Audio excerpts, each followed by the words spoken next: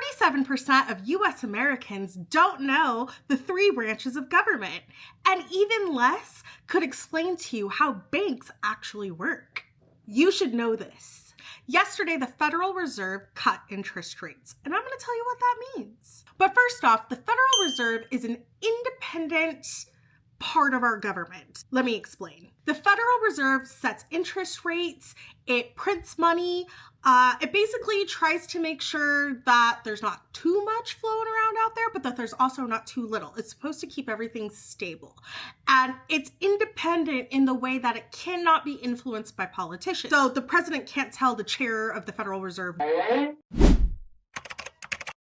what to do or whatever, what have you. And that's extremely important. When the Fed does things like they did yesterday where they cut interest rates, that essentially makes money cheaper. So that means if you go to buy a car or you go to finance a home, interest rates are now lower. The bad news?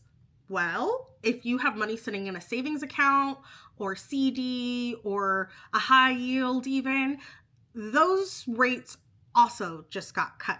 So it'll affect how much money you're making on your money. But for a lot of Americans, that literally doesn't matter because only 24% of Americans even have an emergency fund. So why does the Fed do things like cut interest rates? Well, right now in America, our job market's pretty shaky, and they're basically trying to keep the economy from actually falling into a recession. Now, I know what you're gonna say, unless you're like a multi-millionaire, life probably sucks for you in a lot of ways right now because, yeah, everything's super expensive. But technically, we're not actually in a recession right now, and the Fed is trying to prevent that. But they cannot slash too hard, or what that does is cause inflation. Comment down below if you actually know what inflation is.